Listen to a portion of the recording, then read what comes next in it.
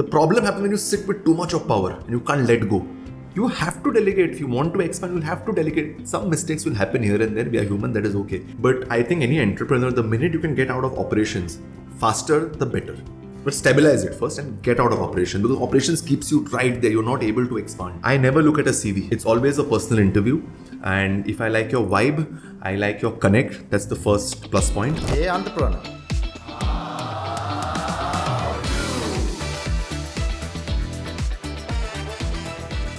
Goa is a place of sun, sand and fun, and I have with me a gentleman who has found opportunity in this brilliant tourism ecosystem called Goa. A gentleman who's driving 50 plus businesses in 11 plus industries. Real estate, clubs, pubs, hotels, yachts, casinos, catamarans, healthcare, apparels, Alcobev. Meet Sahil Adwalpalkar, recent award winner of Vibrant Goa Businessman of the Year. And we have him on our podcast, Hey Entrepreneur, How To. And today, he's going to tell us how he does it all.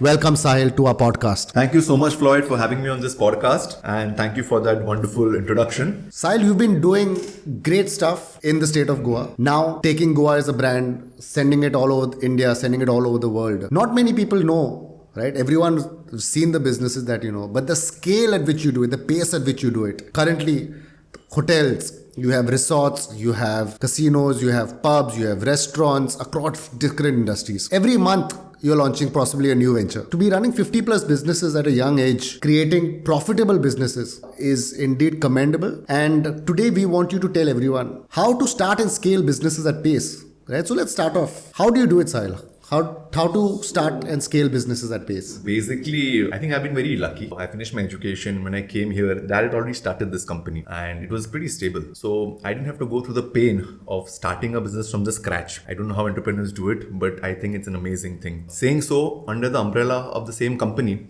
I did launch a couple of businesses and they did well. We were able to scale it up. How this happened basically is, what is a business? A business comes from a very strong idea. And where do you get the idea from? If your idea is not right, no matter what you do, the later operations, etc. comes later. But the core is your idea. Absolutely. And where does your idea come from? It basically comes from the world. If you're observant enough, you look at the world, your ideas come from there. Sometimes they might exist. So you should know basically which idea you want to take and which you can do better. Or you identify a problem and solve it, which is the innovation part of it. But for me, both works. When I get an idea, I get very excited about it. I dive deep into that idea. Now, as you go deeper, you'll understand the kind of depth and temperatures will come with it. Sometimes it goes through, sometimes it doesn't. But in my case, 60% of the time I'm able to implement it. 40% of the time maybe doesn't work. Logistics, finance, profitability. But I would say I really go deep into an idea. I don't let go of the idea. So that's one thing. One very important thing is even the scale doesn't matter to me.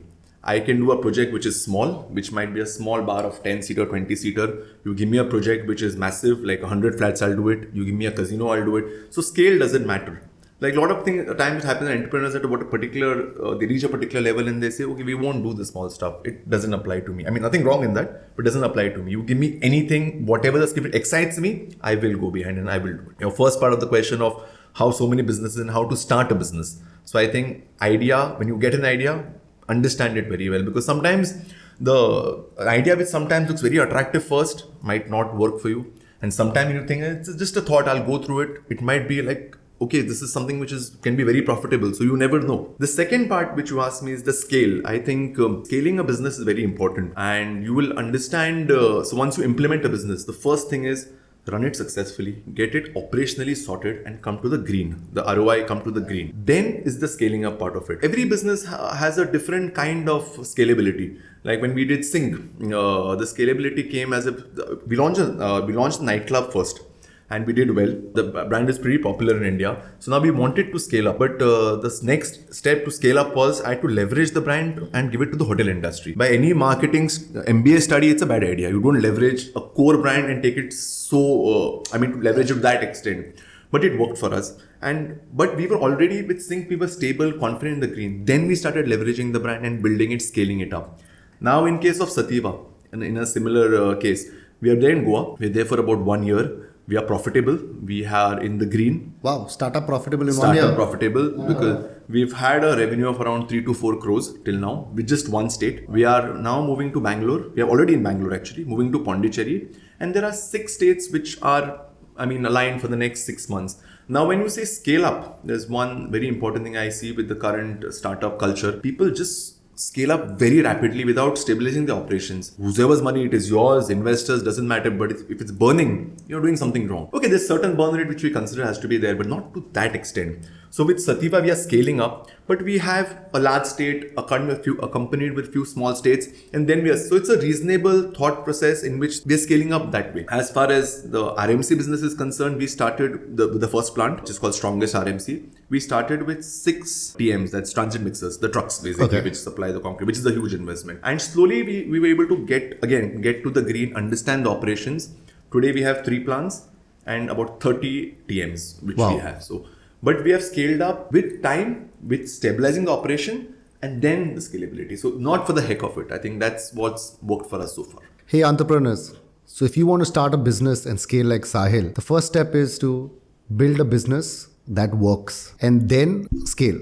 Right? So I think the first nugget of information I think that Sahil has given is establish yourself, get to know the market, and then dream ahead. So I think Sahil, give us an example. For example, how do you pick an idea, Sinq, of how Sinq came into a place and how the idea, we went from idea to... Very honestly, once I finished my education and came back about 12, 13 years ago, the market was not that saturated. As far as nightclubs or nightlife is concerned, if you just take the data on research, you will see that there were 3 or 4 brands which were driving the entire industry. It was very clear that if you came up with a good product, good location, you could infiltrate the market. So that's what we did. We had a very clear-cut market research which said that there is scope for this particular nightclub to come in and make a dent or make an impact and capture or have a part of that market share. And that's what we did. I'll tell you this small story, like market research always doesn't go for you, but we were very clear that there is scope and to infiltrate the market. Sinq was conceptualized, we started building it, etc., etc. And we had a target about 3 major clubs, I would say, which is handling that entire kind of traffic coming in.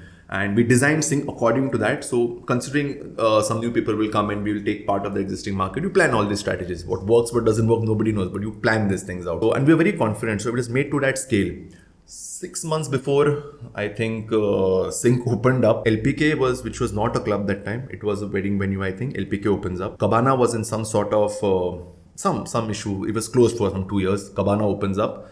And our market research, everything goes for a toss, because now from 3 players, we are competing with 5. So sometimes your market research works, sometimes it doesn't. So with Sinq, luckily we were able to do it. Even after that, we worked our strategy out. So that was the story of Sinq, the way it happened actually. So we spoke about how you've built this empire without, I would say, too many corporate systems in place, but a very one-on-one connect with next in line bosses. Now, while building a product like Sativa, a hemp-based product, for obvious reasons, it's a difficult industry to enter because of pre-misconceptions in the industry. How would you build a company like Sativa enter the alcobev space in a short term, because you've turned profitable within 1 year, right? What are your tips and tricks if someone has to launch a similar brand like Sativa, and what are the challenges that you faced along the way? So Sativa, I always wanted to get into the alcobev industry for a while, and it was just something I wanted to do. As I told you, I keep getting these ideas, I want to do it, but I was not getting the right product to launch.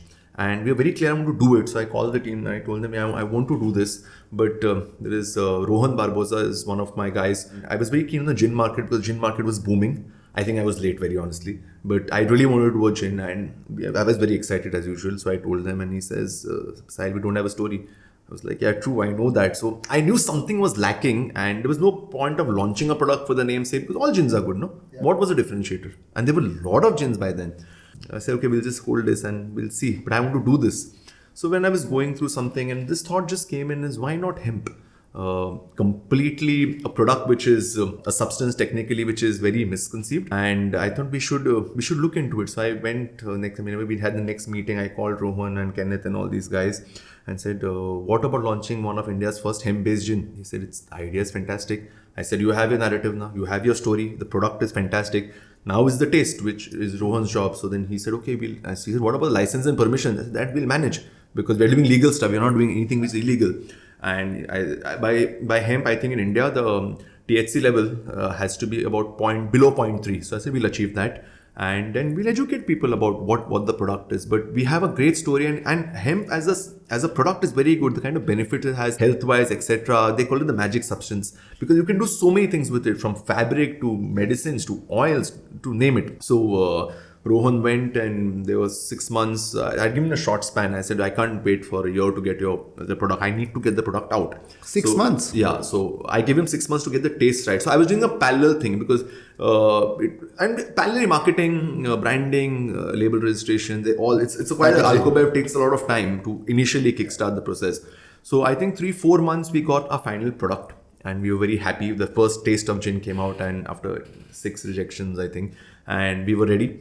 So we launched the product and again, same, we had a lot of issues because hemp, there was a lot of misconceptions. So the best way was, I said, you can't educate everybody. Make your product successful. The product will educate the rest. Launch it. Let's get this successful. And so we if you see the entire campaign of Sativa, it is about the positives of hemp. Not to educate that it is a drug or no. That's a basic thing. And we launched and we spoke good about the product. What is the health benefits? What is it used? Now, who knew hemp was used in a fabric? I'm launching a company. We already launched a company called Slab, which is Sativa label. So this is a hemp-based apparel brand. It's a small project, but very interesting. So basically, this was the story of Sativa to come to life. And then we hit it in Goa. We took time. We stabilized it. And I remember one of our good friends from the industry told me, so I told him as usual, excited that I'm doing this and all. He said, how does the industry work? Like, what is your take on it? So he had tried the product.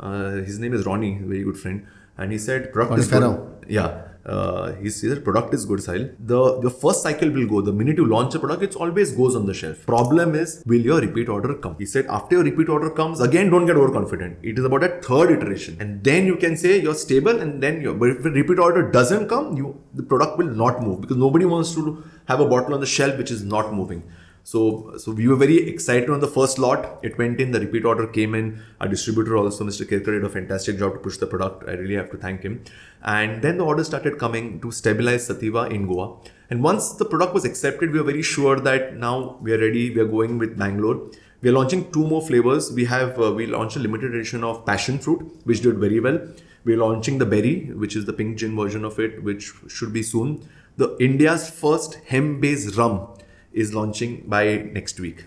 The product is ready, bottles are ready, they should be dispatching by coming week. The advantage with hemp for me was the first mover advantage.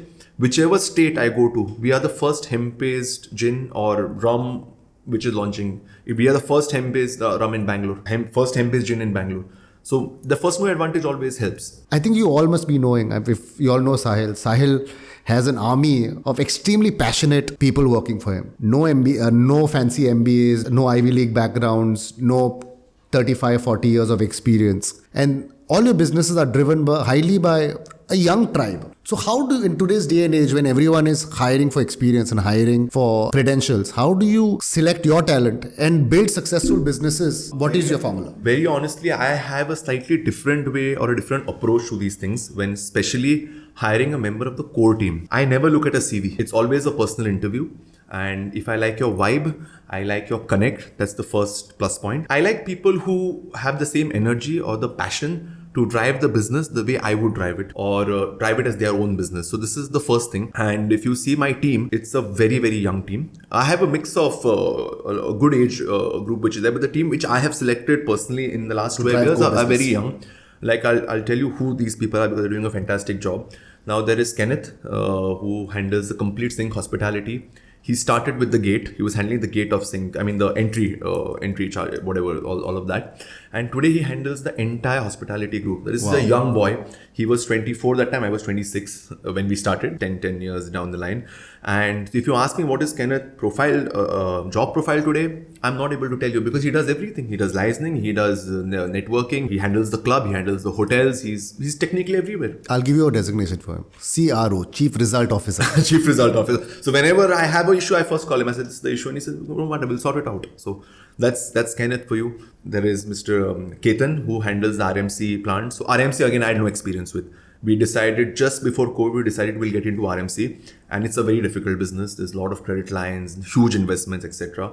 So I met this guy and I met a couple of people. For the sake of our listeners, can you read the full form of RMC? Ready mix concrete. Perfect. So I met Ketan. I really liked his vibe and the kind of energy he had to take on the responsibility. He was, I think, into sales at that point of time with another company, but I gave him the entire control of this company. Operation. Everything, top to bottom, complete decision making. We like the vibe, we connected. Now he handles 3 of my plants, including 3 of the RMC plants, including the third one is coming, 2 right now. including my infra plant, which is a hot mix. And if I have any issues with RMC, the market, he's my man. I just have to give him a call. But he has complete freedom and authority to take every decision as per rates are concerned, decisions are concerned. And that is the kind of power I give to these guys to run the company the way they want to.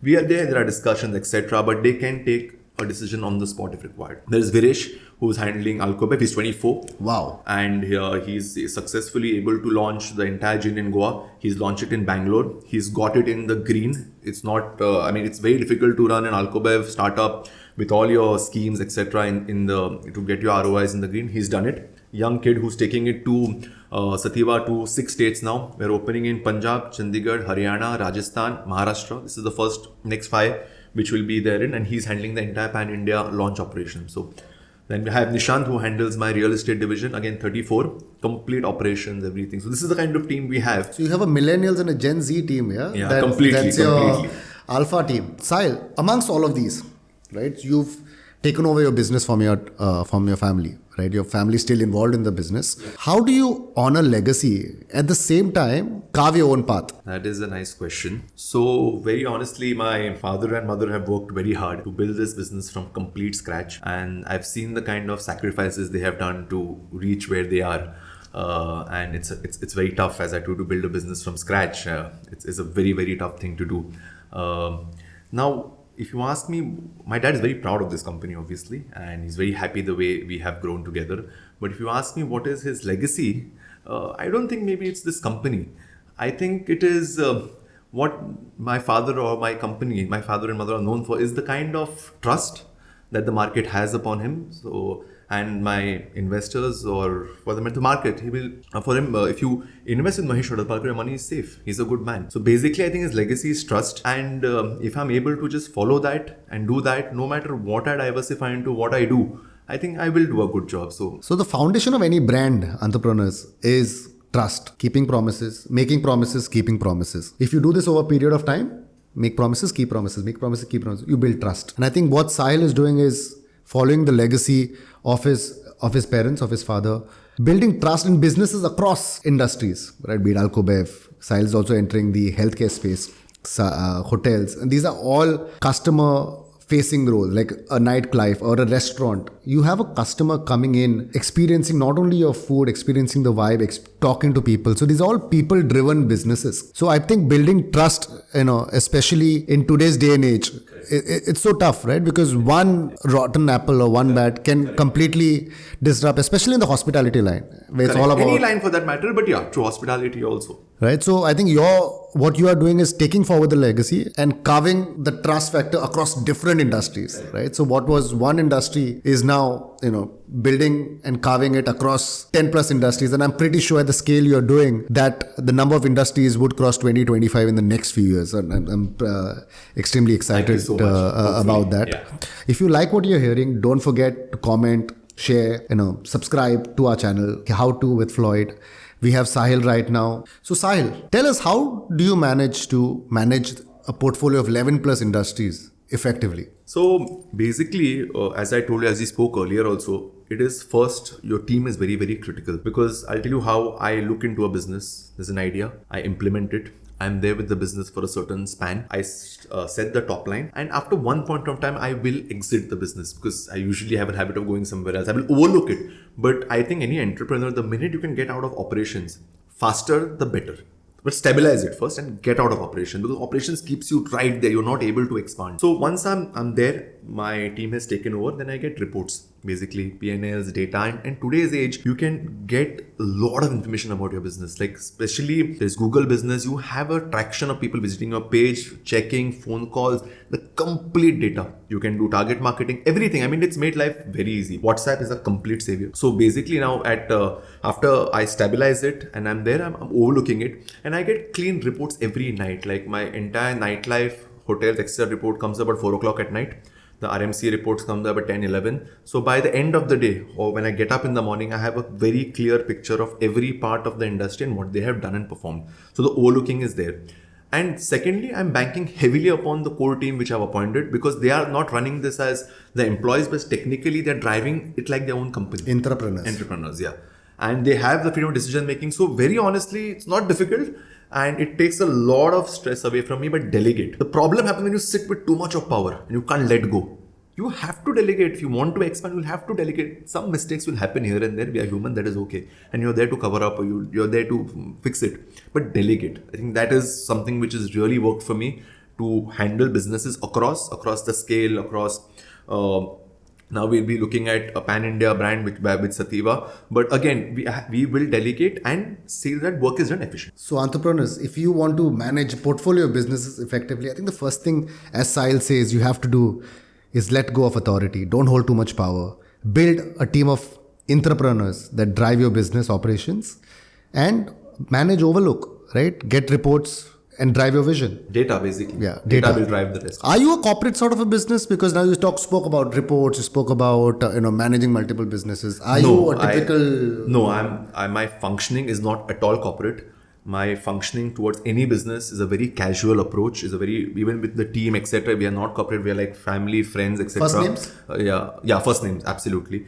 And so the style of working also is not corporate at all. And I think that has worked for me so far. And I have been advised to change it and get very corporatized. But I don't enjoy it. I mean, it works for some people. It doesn't work for me. It's not. I think your nature and your business reflect very closely. The way I am, I'm not very formal. I'm like a chill guy. It works for me. So I'm not corporate in the style of working at all. So if WhatsApp reports work for you, why email them, right? Yeah, why email them? Absolutely. And WhatsApp is very, very easy. I mean, you can give decisions on WhatsApp today. Yeah. I write those long emails and have all those formal meetings. What works for my company, the main decision makers are three. Myself, my father and my mother. So there's no board or this. So I can just pick up the phone and say, okay, just do this. And things will get executed. The same thing with the people who run the company. They want to do this, they'll just call me and say, I'm doing this, or this is the next step. And we take a decision. It doesn't have to, there should not necessarily be a formal meeting to take even major decisions for that matter. You have a fun story on the Sinq market research. Can you tell us about that? So again, once I came down and I was really eager to set up a new business, and I was just in real estate that time. I'd spent about 1.5 years working in the real estate company. As you know, nepotism, they don't like it anywhere. So I came in and I thought I would get a grand welcome, which I didn't. But again, then I decided I will just start small. And I took up a small project, about 12 or 16 flats, did it. Then the company takes you seriously that, okay, it's not just the owner's son, but he's come to do something. And you start infiltrating. And then I was stable in the real estate industry for a while. I was doing well. But I wanted to do something different. It was always there to create something of my own. And we conceptualized things. So again, plans were in place, market research was done, everything. And we were very excited. We were talking to people and saying that we are doing this and getting a lot of positive response. Very good, it's a very bold step, etc. So one day there was this party at my house that I had called some friends and colleagues, etc.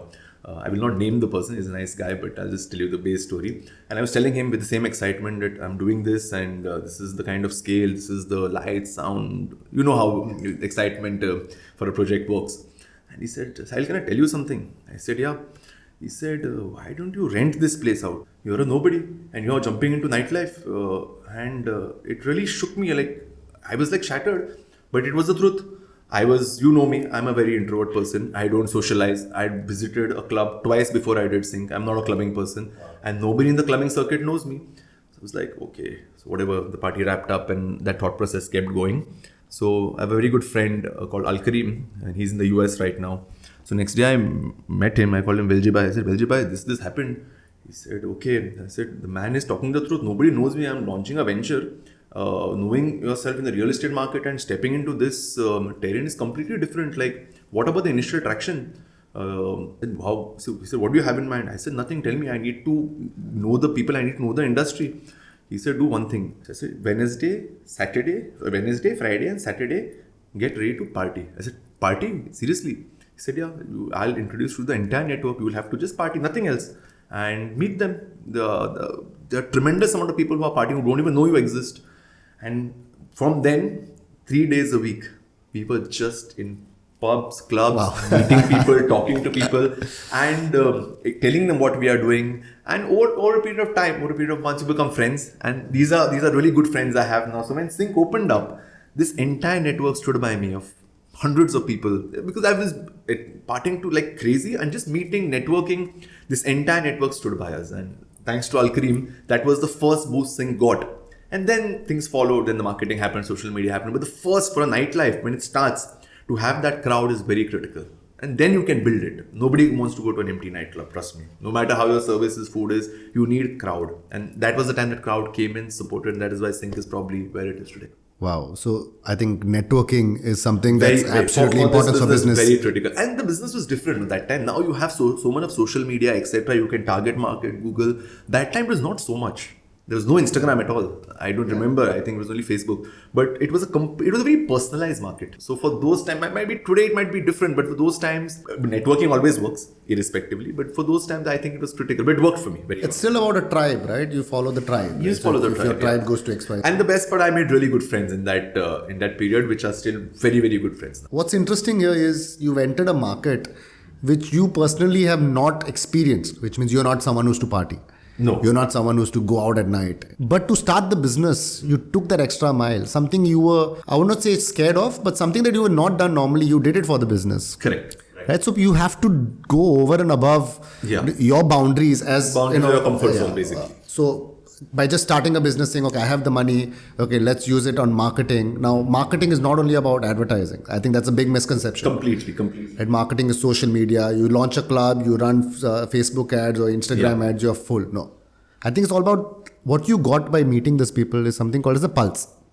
And a lot of inputs, like if you see Sinq, a lot of input from these people are actually implemented. They said, okay, we don't like this thing about any particular place, so I don't like it here. Can you do it there? So when we implemented these things, like Sinq was initially designed more indoor, less outdoor, the first design. So we realized people said we like to be in the open, so we added a little bit of the more of the outdoor. So when these people came in and saw, like, these are my inputs, this is like my place. And they realized, and said, I've implemented this, what you told me, we're getting this in. So it was like that connect which was starting, it's like their place. So when they came in, they didn't come for me, they came in for Sinq, which is like their property. So that was a huge thing which helped us. Hey entrepreneurs, so if you want to know how to start a successful business, for example, a nightlife, as Sahil says, the first step is understand the market. There was a definite market here. Build a product that stands out in the market. Understand the pulse of the market. Launch it, establish it, take feedback, work on feedback, and success will follow over time, not overnight. Right, so I think that's some great feedback. And if he inspires you to start up or jump your business by 2x, 3x, or even help you, come out with an idea, take the risk, I think our job here is done today. Right. So if you like what you've heard, we spoke about how to turn hemp naysayers into advocates. We spoke about how to nurture talent beyond your traditional credentials. We spoke about how to build profitable businesses, how to find an idea, how to scale at pace. And that's all being done by Sahil. One man building an army, not a one-man army. One man building an army to create products, services in different industries, successfully running businesses in B2B, successfully running businesses in B2C. How do you build how do you identify profitable businesses and not give up over a period of time? Because profitability is something you will get to know over a period of time. So how do you identify and stay consistent? I think very honestly, there is no way of identifying a profitable business. You can get an idea, you can implement it and try to make it profitable. There's no mantra except your market research. Your market research is the closest indicator that can take you there. But in spite of all that, like we spoke about it some time ago, no matter what happens, you cannot have a sure shot policy. But if you believe in a product, you believe in an idea, go with it. Then get your operations sorted, etc., and you can make it profitable. Like if you say, and it's not about scale also. It can be big, it can be small, but irrespectively, you have to come in the green. That should be your vision. Like for that matter, who knew a movie like Kashmir Files would make 300 crores and who knew Adipurush would bomb?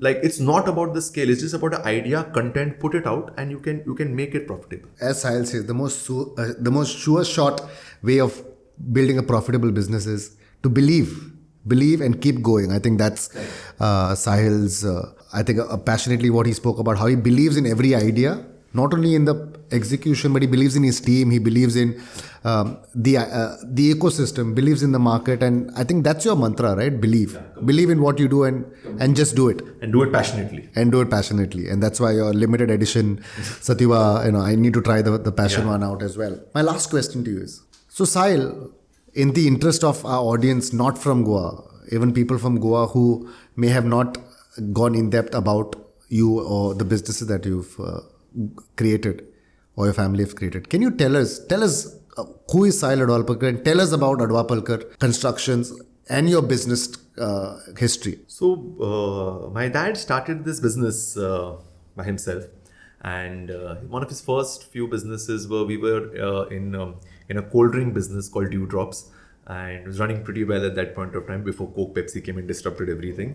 And then he was into the papad business as well. We had a factory, and dad did a lot of businesses. He loves doing new stuff and new work, new businesses. But I think he hit success pretty late in life at about 40s, and where we moved into real estate. And from then things were good, and he worked really hard to build the company where it is. So as I told you, it was easier for me to take over and then expand. So it was not about setting up the basic thing; it was then taking it forward, which I think was way more easier. And then we thought we would move into the hospitality where Sinq happened, the hotels happened. We were, as a family and decision making, we were always together. And even today, Dad is involved in the complete business, and he's very excited. He works more than me also. He's there he's there in office through and through. And even if you tell him today that we want to do this, he'll say, okay, let's go for it. Like when I told him we are doing the RMC business, I want to do the RMC business. What do you think about it? Because the scale and investment is huge. And he said, you believe in it? He said, yeah. I said, then do it. The same thing he did with Sinq. I said, at that time, nightclub was a complete different story. So I told him, I think this is a workable thing, but nightlife success is 10%. You don't get that kind of success in. It's a very tricky trade, no? It has too many variables. Seasonal business. You don't know what works, what doesn't work. There is no theory to running a nightclub, if it's going to be a success or no. It has so many variables, from music to crowd to the food, the service, everything possible. Your location, name it. So even when I told him about Sinq, he said, you believe in it? Do it. So he's been really, really supportive, and this entire journey has been possible because of him. He's not only supported me emotionally, financially, but he's given me the freedom of doing what I want to do. And that's why probably we are here today. Wow. You spoke about nightlife, Sahil, and especially in a place like Goa. Yeah. Right, nightlife has been there for, I think, the longest time. Goa is known for its nightlife. Yeah. Now Goa is getting to known for hotels, for its restaurants. But because of all of this, because brand Goa has become so loved by everyone in India right now, domestically, there is this huge amount of tourism, like over tourism that's happening right now. Is it a boon or is it a bane? And how would, what is your advice to our locals on how do we tackle this, or how do we deal with it? Because tourism has benefits for the whole economy, yet at the same time, if a tourist is at my place or at my home in front of me, or someone's parked in front of my gate, how do we tackle this? What is your advice for people who can benefit out of it and people who are not beneficiaries out of it? See, very honestly, Goa, no matter what, is a tourism state. And we have a couple of channels where the revenue comes from. Tourism, mining, casinos, real estate. I mean, the major ones at least. So, and there is a huge amount of tourism which is coming, and these numbers are going to increase very clearly. Like, as you said, is it a boon or a bane? Difficult to comment, but one thing is for sure, like in a place like Fontainhas, where I think both of us have grown up in Fontainhas, and it's a beautiful place. I've seen people really get troubled. So even the tourists should respect somebody's privacy. There's people living there, right? I mean, clicking pictures is one part of it, and just do it nicely. Don't disturb somebody else. I don't think the people are wrong saying that they are getting disturbed. So I think it's a both way thing, and people have in Fontainhas also, people are very understanding. Okay, in spite of that entire belt moving towards a lot of bars, culture, etc., which is happening now. But it's very nice, they've been supportive, but don't disturb them. So I think tourists also should understand that though they have come here for a holiday, we live here. So I think if you can just manage the two, I think this ecosystem can thrive very well. So, hey entrepreneurs / tourists, while you come to Goa, I think enjoy the place, but respect the locals, respect the places. If you're, probably clicking a pic on someone's beautiful Portuguese home, don't put your feet on the wall and click the pic. Right? Don't park in front of someone's house. Don't put your head out of the car, hold a bottle of beer and fling that beer onto our streets. Let's do it responsibly, because at the end of the day, we all want to have fun in this whole journey, entertaining you, of giving the Goa hospitality to you. And that's, Sahil is at the forefront of Goan hospitality. The guy who is redefining the word serial entrepreneur to super serial entrepreneur. 11 plus industries, 50 plus businesses, and today's interview is all about how Sahil has done it. We've gotten into his mind, and hopefully this inspires many people to take their business to the next level, manage business better, hire the right people, and most importantly, believe in whatever your dream is, whatever your goal is. I would love to thank Sahil for being on this podcast. Please subscribe, follow, and don't forget to visit one of Sahil's hotels, restaurants, buy a bottle of Sativa, and see you on the other side.